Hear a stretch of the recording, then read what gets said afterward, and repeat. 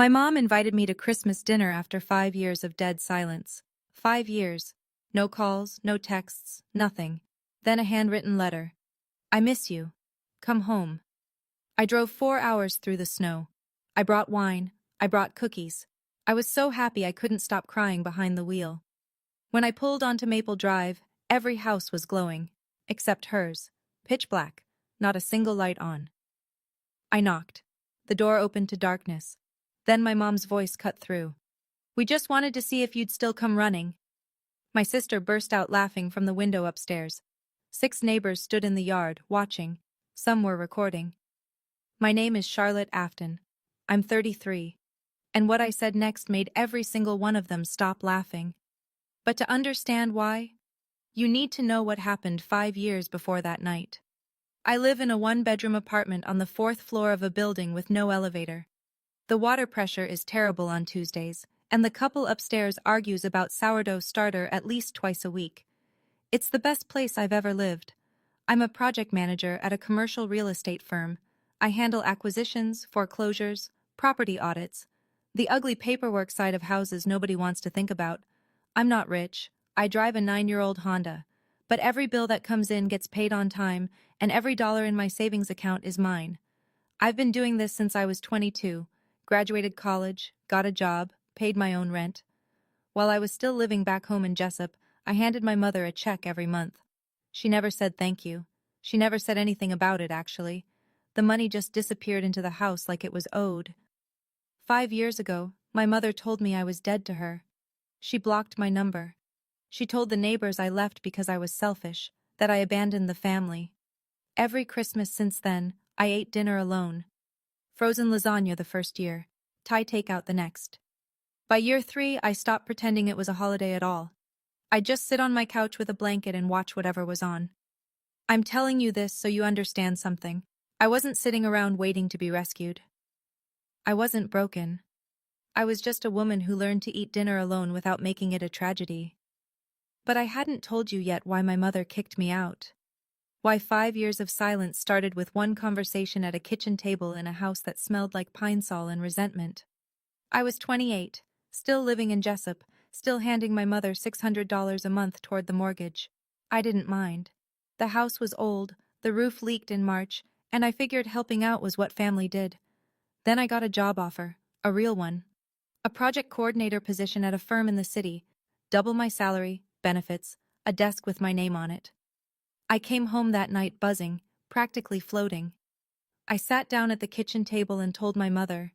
I told her I'd still send money. I told her I'd visit. I told her everything I thought she'd want to hear. She stared at me like I'd spit on the floor. You're leaving. Not a question. Mom, the pay is twice what I make here. Just like your father. She stood up. The chair scraped the linoleum. Selfish, ungrateful, running off the second something better comes along. My sister Megan was leaning against the fridge. 24 years old, still lived at home, still let Mom do her laundry. She didn't miss a beat. She always only thinks about herself, Mom. Our neighbor Ruth Kellerman was sitting right there. She'd come over for coffee. She saw the whole thing. My mother pointed at the door. You walk out, you're dead to me, just like your father. I packed 2 suitcases that night, carried them down the stairs past my mother, who stood in the hallway with her arms crossed and didn't say a word. Ruth held the front door open for me. She didn't say anything either, but she squeezed my arm as I passed. Here's the part I didn't know until much later. The $600 I'd been paying every month? That was most of the mortgage. When I stopped, the cracks started. 5 years of nothing. And then the letter.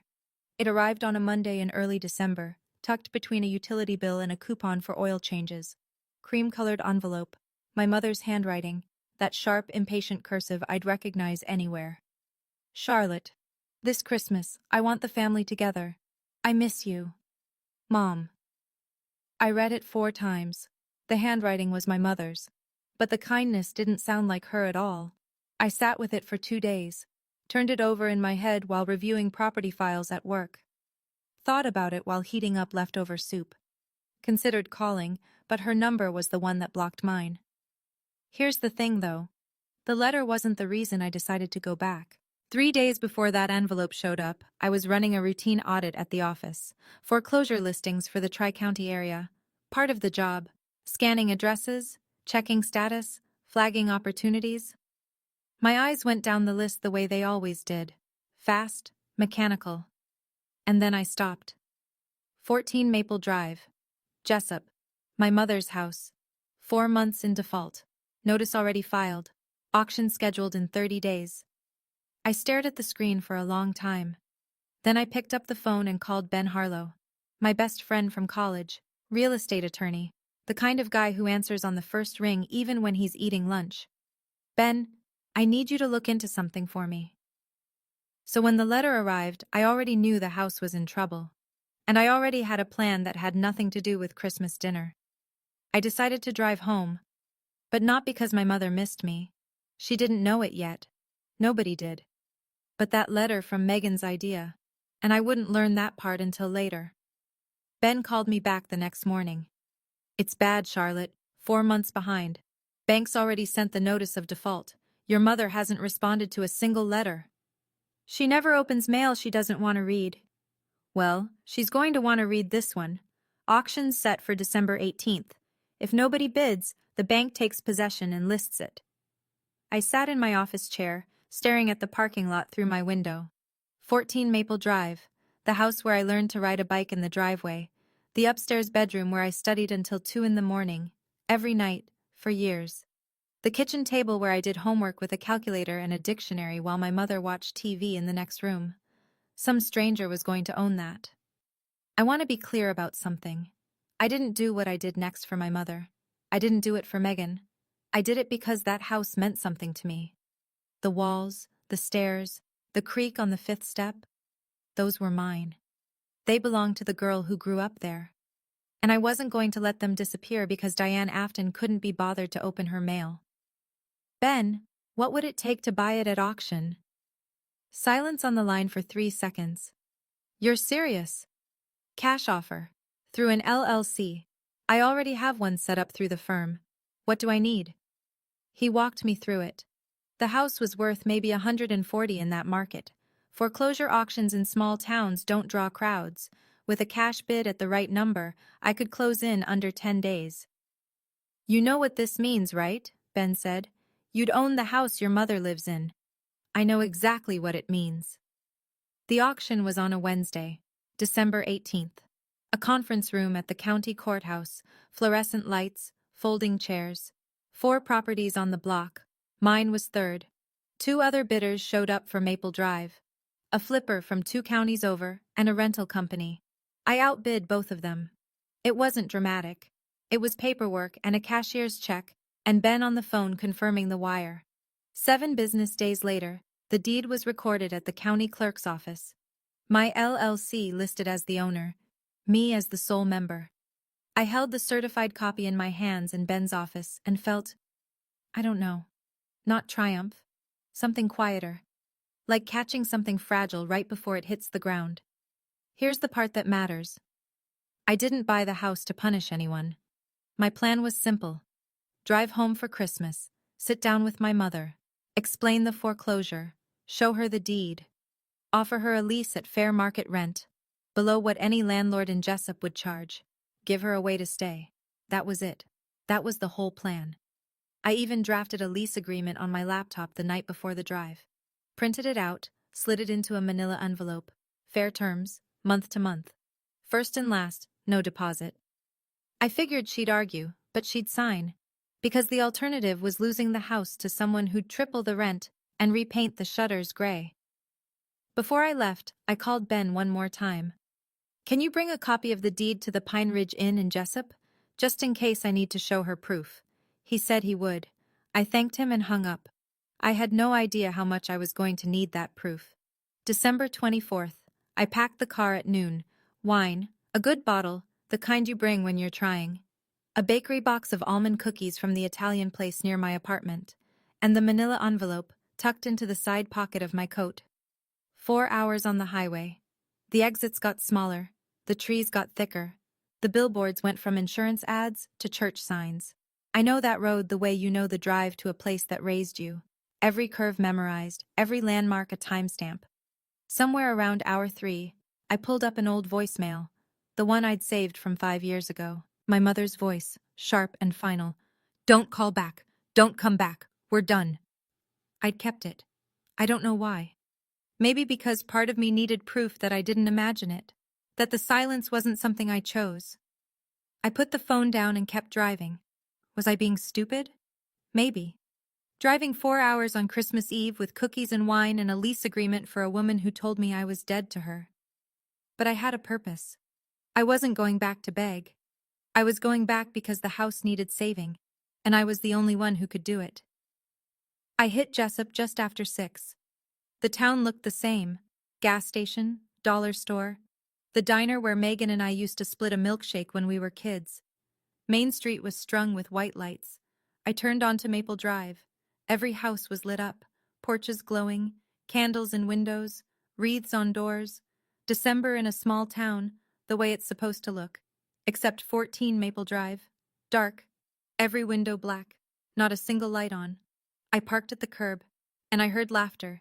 I walked up the porch steps with the wine in one hand and the bakery box balanced on the other. The wood creaked under my boots the way it always had. Third step, then fifth. I knocked. 3 times. The door swung open slowly, and behind it was nothing but black. Then a shape moved. My mother stepped into the doorframe, arms folded, lips pressed tight. Behind her, in the dark hallway, I could see the faint blue glow of a phone screen. "Well, well," Diane's voice, low and satisfied. She actually came. Megan materialized behind her, phone raised, recording. "I told you she would. Pathetic." "Mom?" My voice came out smaller than I wanted. "What's going on?" She tilted her head. The porch light from the neighbor's house caught the side of her face, and she was smiling. Not warmly. The way someone smiles when they've won a bet. "We just wanted to see if you'd still come running. Like a dog." Something cold dropped through my chest. I looked past her, into the yard. 6, 7 people stood in the side yard and on the sidewalk. Neighbors, a couple of cousins I barely recognized. Greg Dawson, my mother's boyfriend, stood near the garage, arms at his sides, looking at the ground. Megan swung the camera toward me. "Smile, Charlotte. You're on camera." I looked at the wine in my hand. The cookies, the 4-hour drive, the letter I'd read 4 times. None of it was real. The letter, the invitation, the "I miss you," all of it was a stage set. And I was the show. I didn't cry. Something inside me went very still, like a lake freezing over in one breath. I looked at my mother, and I saw her clearly. She was wearing lipstick, deep red, carefully applied. Her good blouse, the one she used to save for church. Earrings. She'd dressed up for this. She'd stood in front of a mirror, put on her face, and walked into a dark house to wait for me to knock. This wasn't spontaneous. This was a production. I stood on the porch, holding a bottle of wine nobody was going to drink, and the realization settled over me like cold water. 5 years, Diane said, stepping out onto the porch. 5 years and you still came running. You know why? I set the bakery box on the railing. Tell me. Because you need us. You've always needed us. Is that what you think? She took another step closer, close enough that I could smell her perfume. I know it. Look at you. No husband, no kids. Driving back to Mommy's house on Christmas Eve. She turned to the small crowd in the yard. What does that tell you? Nobody answered. A couple of them shifted on their feet. One woman I didn't recognize was looking at her phone, uncomfortable. Megan from the doorway kept recording. It tells everyone exactly what we already knew. I noticed Ruth Kellerman then. She was standing at the edge of the yard, near the mailbox. 72 years old. Gray coat, arms folded. She wasn't laughing. She wasn't smiling. Her jaw was set the way it gets when she's holding something back. My mother turned back to me, satisfied. She was performing. Every word, every pause. This was a woman putting on a show for an audience. I looked down at the porch boards, the ones I used to sit on as a kid, eating popsicles in July. Then I looked up. Are we done with this part, Mom? Greg stepped forward from the driveway. He was a tall man, soft around the middle, the kind of guy who always looked like he was about to apologize. Diane, Maybe that's enough. My mother didn't even turn around. Greg, shut up. This is between me and my daughter. He stopped, took a half step back, put his hands in his jacket pockets. And that was it. That was the full extent of Greg Dawson's courage. I watched him retreat. Greg lived in this house. He paid the electric bill every month. He slept in the bedroom my father used to sleep in. And he couldn't stand up to Diane for 5 seconds, because he needed the roof over his head. And Diane knew it. Megan was still filming. She'd moved to the front window now, getting a wider angle. She was grinning. This is going to get so many views. I looked at the wine bottle sitting on the porch railing, at the cookies, at the dark house behind my mother, at the faces in the yard, some amused, some uncomfortable, all watching. I set the wine down on the step, slowly, deliberately. Then I pulled out my phone, opened a text thread, typed 2 words, sent it, put the phone back in my pocket. Megan noticed. Who are you texting? Your therapist? I didn't answer. I picked up the bakery box and handed it to Greg. He took it, confused. Merry Christmas, Greg. Then I looked at my mother. You're right about one thing, Mom. I did come here tonight for a reason. But it wasn't the reason you think. She blinked. For a fraction of a second, something flickered across her face. Not guilt, uncertainty. She pushed it down fast. But I saw it. You know, right there, standing on that porch, the porch of the house I'd just bought 6 days earlier. I listened to my own mother call me pathetic in front of the neighbors. My hands were shaking, but not from fear. If you want to know what I said next, the sentence that made my mother stop laughing, hit that subscribe button right now. And if you're the kind of person who understands what it feels like to show up with good intentions and get handed humiliation instead, go ahead and hit like. So I know I'm not telling this story alone. Everyone expected me to leave. I could feel it. The neighbors shifting, Greg clutching the bakery box, Megan already crafting the caption in her head. Poor Charlotte came crawling back, got what she deserved. I didn't leave. You know what? I said. Fine, turn on the lights, let's have dinner. Diane's mouth opened, closed, opened again. Megan lowered her phone an inch. What? I drove 4 hours. I'm not leaving without saying what I came to say. I stepped past my mother, over the threshold, into the dark house. My shoulder brushed hers. She didn't move. I found the light switch by memory. The hallway bulb flickered on, a 40-watt yellow that made everything look tired. The wallpaper was the same. The carpet runner on the stairs was the same. The smell was the same. Pine sol, old wood, and something faintly burnt from the furnace. I walked into the kitchen and stopped. The table was bare. No plates, no food, no turkey, no pie, no rolls. The oven was cold. The stove was clean. There was nothing. There's no dinner, I said. Diane had followed me in. She leaned against the counter. Did you actually think we cooked for you? I pulled out the chair at the far end of the table. The one by the window.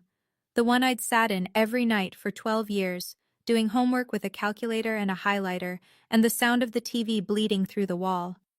I sat down. No, I said. I didn't think you cooked for me. The table was empty. The kitchen was cold. But I sat there because I knew something they didn't. And it was right there in my coat pocket, folded inside a manila envelope, waiting. Diane watched me for a long moment. I could see her recalculating. The prank was supposed to end with me in tears, running back to my car. Instead, I was sitting at her kitchen table like I owned the place. She sat down across from me, crossed her legs. The lipstick had smudged on one corner. The performance was cracking. Look, Charlotte. Her voice shifted, softer now, a different register. The joke's over. We do need to talk. About what? Things have been tight. The house needs work. The furnace broke last month. From the living room, Megan called out, phone still in hand. Tell her about the roof, Mom. Diane waved her off. The point is, you have a good job now. You could help, if you wanted to. There it was. The architecture of the evening, laid bare. Prank first, humiliate, establish dominance. Then soften the voice and open the palm. I'd seen this pattern before. In deals that go sideways, in negotiations where one side tries to destabilize the other before making the ask. I'd seen it in conference rooms and courthouse lobbies. I just never expected to see it at my mother's kitchen table. "How much do you owe on the mortgage, Mom?" She went still. Not the dramatic kind, the involuntary kind. The kind where your body freezes because your brain hasn't caught up yet. "What?" "The mortgage. How much is left?" "I don't know what you're talking about." "Yes, you do." Megan appeared in the kitchen doorway. "What's she talking about?" Diane didn't look at her. She was looking at me. And for the first time all night, she wasn't performing. She was afraid. "The house is fine," Diane said. But her voice had thinned. "The house is not fine, Mom." She stood up. The chair scraped the floor the same way it had 5 years ago, the night she'd told me I was dead to her. "You don't know what you're talking about. You've been gone 5 years." "I know." Silence. 3 seconds. 5. "I know a lot of things." Megan stepped into the kitchen. "She's bluffing. She doesn't know anything." I looked at Megan, then at Diane, then at the dark window above the sink, where the reflection showed all three of us in that cramped kitchen, like actors in a play nobody bought tickets to. The doorbell rang. Everyone froze. "That's for me," I said. Diane's head snapped toward the front door. "Who did you invite to my house?" I pushed the chair back and stood, looked at my mother, and for the first time that night, I smiled. Small, steady. "That's a very interesting choice of words, Mom." I walked to the front door, opened it.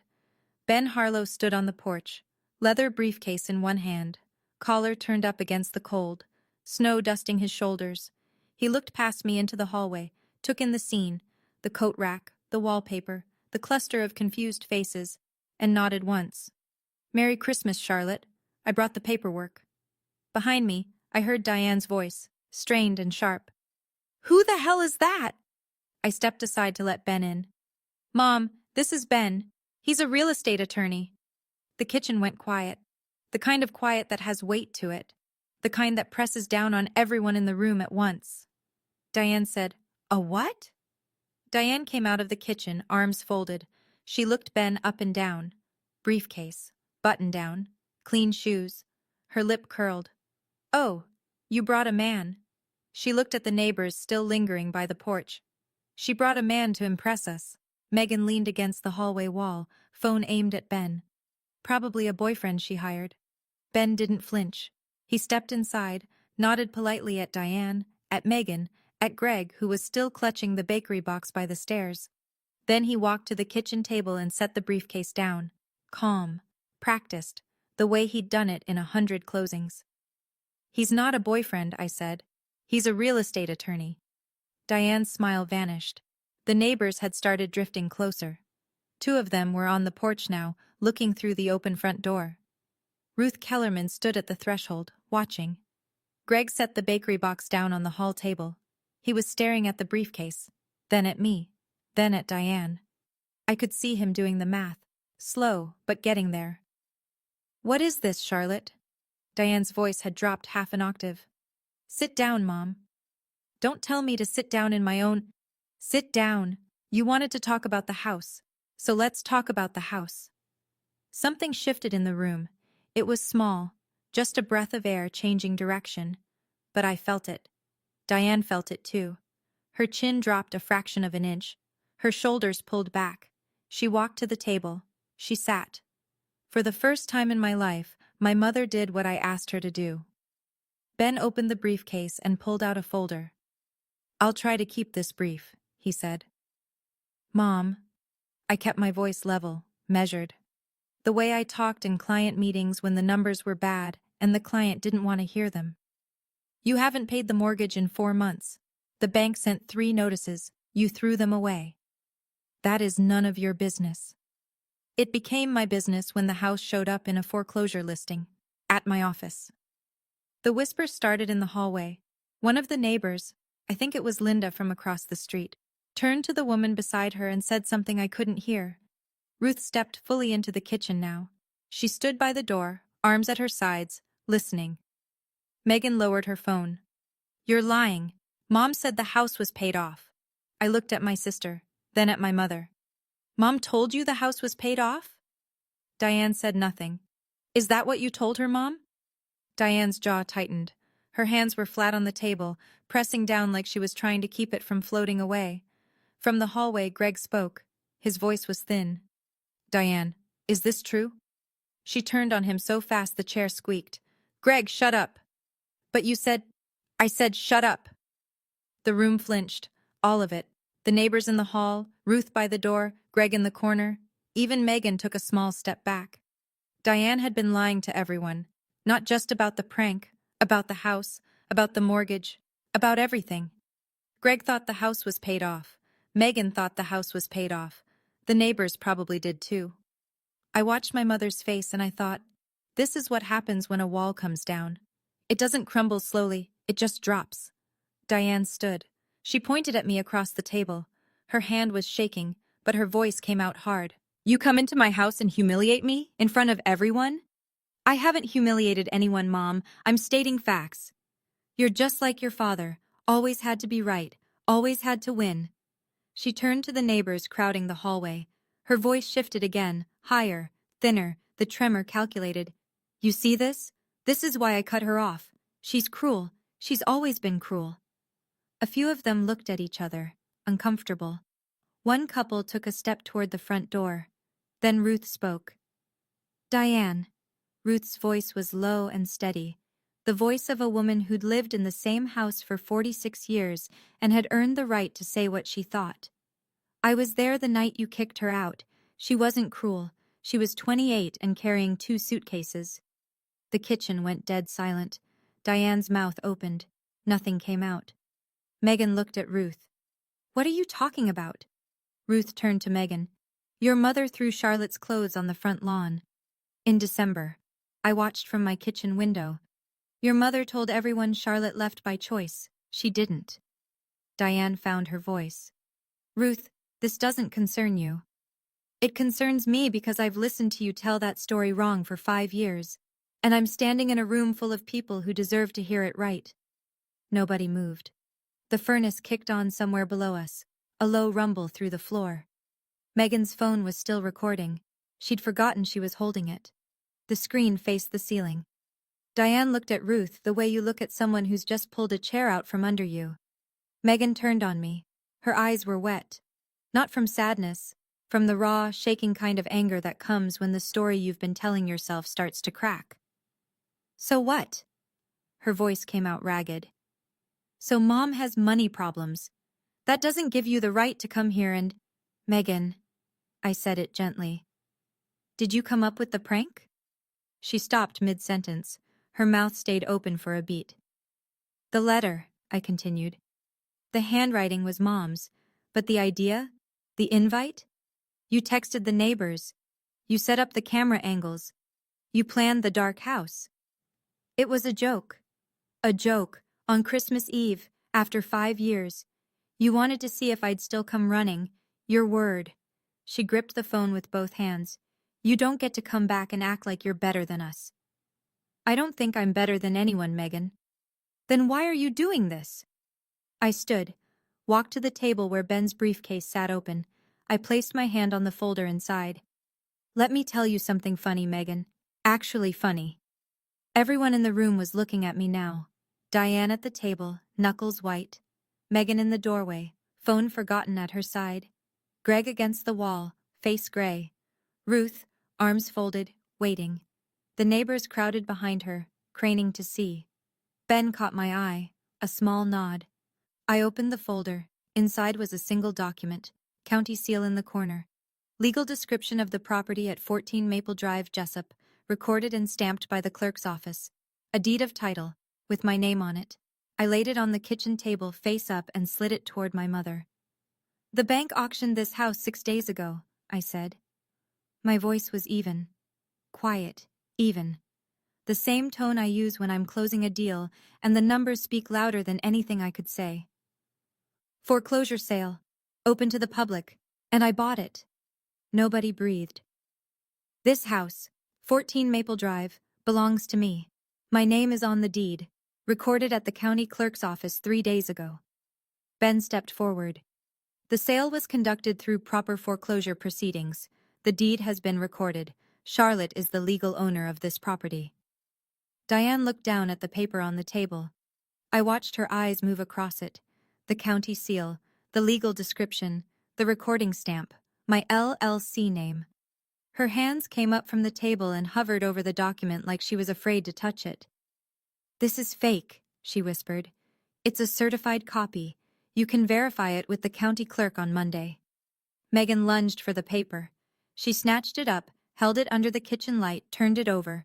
Her lips moved as she read. "This can't be real." She looked at Ben. "This has to be fake." "It's not," Ben said. "I handled the closing personally." Megan dropped the paper on the table like it had burned her. I looked at my mother. She was still sitting, still staring at the spot where the deed had been. Her lipstick was a dark line against skin that had gone pale. "You asked me who I invited to your house," I said. "But this isn't your house anymore, Mom." I let that land. "It's mine." The furnace hummed, the kitchen light buzzed, and my mother didn't say a word. Diane found her voice. It came out cracked, like something old breaking under pressure. "You can't do this. I'm your mother. And I'm the person who just saved this house from being sold to a stranger at auction. You're welcome." Megan was crying now. Not the quiet kind, the angry kind, with clenched fists and red blotches climbing her neck. "You bought our house to punish us?" "I bought this house because it was about to be auctioned to whoever showed up with cash. A flipper from Glendale, a rental company, someone who'd gut it and double the rent. Would you rather that happened?" Megan didn't answer. Greg had sunk into the chair by the stairs. His elbows were on his knees, his hands over his face. "Diane," he said, muffled. "You told me the house was fine. You told me we were good." Diane spun on him. "This is your fault. You never contributed enough. I paid the electric bill every single month. You said that was all we needed. If you'd gotten a better job—" "You told me the mortgage was paid off, Diane." The room was fracturing. Everyone talking at once. Megan shouting at me, Diane shouting at Greg, Greg shouting at Diane. The neighbors started pulling back. I saw Linda touch her husband's arm and tilt her head toward the door. A man I didn't know muttered, "I think we should go." Two couples peeled off, walking fast down the porch steps. Through it all, Ruth Kellerman stood by the kitchen door, arms folded. She caught my eye across the room. She nodded. Small, firm. I took a breath. I wasn't finished. Diane turned to the remaining neighbors, 3 of them still in the hallway. Her chin lifted. Her voice cracked strategically. A performance so practiced I could almost see the stage directions. "You see what she's doing? My own daughter. Stealing my house. On Christmas Eve." I stayed seated. I didn't stand. Didn't raise my voice. "I didn't steal anything, Mom. I bought it at a public auction. After you defaulted. If I hadn't, a rental company from Glendale would have. You planned this. You planned all of this. I planned to come here tonight and offer you a lease, a fair rent, below market, a way for you to stay in this house." I paused. "But you planned a prank instead." I reached into my coat pocket and pulled out the manila envelope, the one I'd prepared the night before, the lease agreement I'd drafted at my kitchen table at midnight, trying to get the terms right, trying to be fair. I set it on the table, next to the deed. "This is a lease agreement, month to month, fair rent, less than any landlord in Jessup would charge. First and last, no deposit. I was going to give this to you tonight, before you turned off the lights and called me pathetic in front of the neighbors." Diane looked at the envelope. She didn't touch it. "The offer stands," I said, "but only until January 1st. The kitchen clock ticked. The furnace hummed. Outside, I could hear someone's car starting. Another neighbor leaving. Diane stared at the envelope like it was a trap. And maybe to her, it was. Because accepting it meant admitting I'd won. And Diane Afton had never admitted that to anyone. My mother didn't reach for the envelope. She just sat there, hands in her lap, lipstick smudged, eyes fixed on the table. I stood up, looked around the kitchen. At Diane, still sitting. At Megan, red-eyed in the doorway. At Greg, slumped by the stairs. At Ruth, steady as stone. At the last neighbors hovering in the hall, witnessing the end of a story 5 years in the making. I want to be clear about something. My voice was calm. The kind of calm you earn, not the kind you fake. I didn't buy this house to hurt any of you. I bought it because it was going to be sold to someone who never sat at this table. I looked down at the chair. My chair. The one by the window. I did homework at this table every night for 12 years. I sat right here. That's why I'm here. I turned to Diane. You can stay. You can pay rent. We can handle this like adults. Or you can keep calling me pathetic, and I'll list the house in March. I turned to Megan. Delete the video. Whatever you were planning to post tonight, every person in this room saw what actually happened. Megan's hand tightened on the phone, but she didn't lift it. I picked up my car keys from the counter, put my coat back on, buttoned it slowly. I'll be at the Pine Ridge Inn tonight. My number hasn't changed. I looked at my mother. It never changed, Mom. You just never called. I walked to the front door, stepped onto the porch. The cold hit me, clean and sharp, nothing like the air inside that house. Snow was falling, light, easy flakes catching in the streetlights. Every other house on Maple Drive was still glowing. I walked to my car. I didn't look back. Behind me, through the open front door, I heard nothing. Absolute silence. And that was enough. When I walked off that porch, I didn't know if my mother would call. I didn't know if Megan would delete the video. I just knew that for the first time in my life, I was walking away because I chose to, not because someone threw me out. If you've made it this far, you understand that feeling. Drop a comment and tell me. Have you ever had to set a boundary with someone who was supposed to love you unconditionally? And stay with me, because what happened after Christmas night is what changed everything for good. The Pine Ridge Inn smelled like pine needles and burned coffee. My room was on the second floor.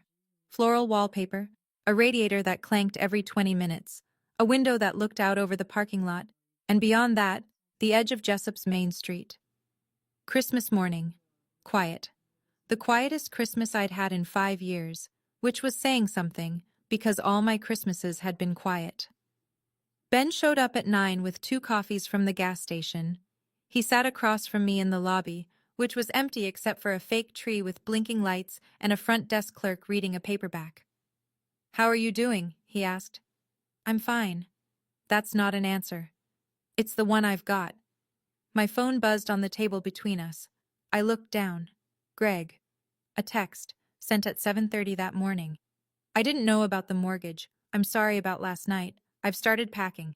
I'll find my own place by the end of the week." I stared at it for a moment, then scrolled down. Megan. Sent at 8. "You ruined Christmas." I didn't reply. Then nothing from Diane. No text, no call, no voicemail. Just the blankness of a screen with no notifications. "She's not going to call," I said. Ben leaned back in his chair. "What happens if she doesn't sign the lease?"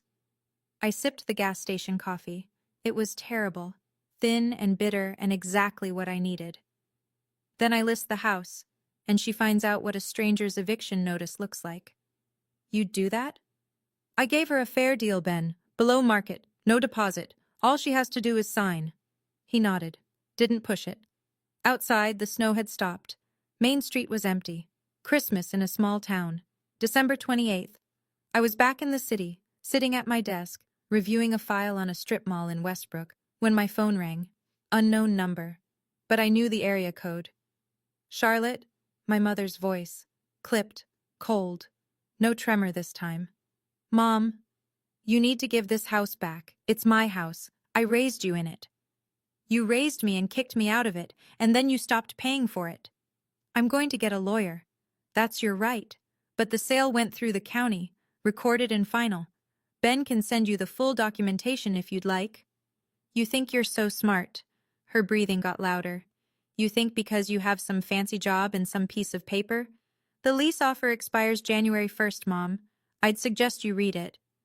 Click. She hung up. I set the phone down on my desk, looked at the strip mall file, looked at the parking lot outside my window, looked at the small cactus on my desk that I'd bought because someone told me it was impossible to kill. I wasn't happy. I wasn't sad. I was just still. The way a lake goes still after the wind stops. Not calm exactly, just done moving. I thought about driving back, for a second. Then I didn't. I'd left the door open. I'd offered fair terms. I'd given her a deadline. Anything else would be begging, and I was done begging at 28. 3 days passed. December 29th, 30th, nothing. Then December 31st, New Year's Eve. I was in my apartment, heating soup on the stove, when someone knocked. I looked through the peephole. Megan. Standing in the hallway of my apartment building, no makeup, eyes swollen, snow melting in her hair. I opened the door but didn't step aside. "Mom's not going to sign," Megan said. Her voice was flat, emptied out. "I know. She's packing. She says she'd rather live in her car than rent from you." "That's her choice." Megan looked at the floor, then at me, then at the floor again. Her coat was too thin for the weather. She was shivering. I deleted the video. I leaned against the doorframe. Didn't invite her in. Not yet. "Megan, why are you here?" She pressed her lips together. Hard, like she was trying to physically stop the words from coming out. Then they came anyway. "I didn't know she was going to lose the house. She told me everything was fine. She told me the mortgage was paid off years ago. She told me you left because you were selfish. She told everyone that. I believed her." "I know you did." Megan wiped her eyes with the back of her hand. Not delicately, the way you do when you're too tired to care how you look. "Can I rent from you?" She said it fast, like ripping off a bandage. "The house. Can I rent it? I don't have anywhere else to go." I looked at my sister, 29 years old, standing in my hallway on New Year's Eve, asking the woman she'd called pathetic a week ago for a place to live. I'd be lying if I said I didn't feel something, not victory, something sadder than that, something heavier. "There are conditions, Megan." She looked up. "There are conditions, and this time I'm the one who sets them." She nodded, small, once. I stepped aside. "Come in. Soup's almost ready." She walked past me. She didn't say thank you, but she sat down at my kitchen table, and she stayed. Diane moved out on January 3rd. She didn't say goodbye. She didn't call. She loaded her car with boxes while Ruth Kellerman watched from her front window, and she drove to her sister's house in Grayson, 40 minutes south. Greg left before her. December 27th, 2 days after Christmas. He found a room for rent above the hardware store on Main Street. Before he left, he taped a note to the kitchen counter. "You did the right thing. I'm sorry I didn't say something sooner." I found the note when I came to inspect the house in mid-January. I folded it and put it in my wallet. I still have it. Megan signed the lease on January 2nd. The conditions were clear. Rent paid on the 1st of every month. No exceptions. Diane was not to move back in without written notice and my approval, and absolutely no recording anyone in the house without their consent. Megan agreed to everything without argument. She got a job at a coffee shop 3 blocks from Maple Drive. Started paying rent from her first paycheck. I hired a property manager in Jessup, a woman named Patricia who'd managed rentals in the area for 20 years. I didn't want to be Megan's landlord and her sister at the same time. Patricia handled maintenance requests, collected rent, sent me reports. Clean, professional, boundaries. The neighbors knew, of course. Small town. Word traveled the way it always does, over fences, in parking lots, after church. Ruth told anyone who asked the same thing. That girl saved the house and offered Diane a fair deal. Diane chose her pride. Nobody argued with Ruth. Nobody ever had.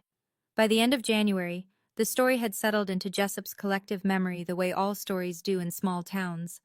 It just became a thing that happened. I heard about Diane through Ruth mostly. Occasional updates in the margins of our phone calls. Ruth checking in the way neighbors do, casual but deliberate.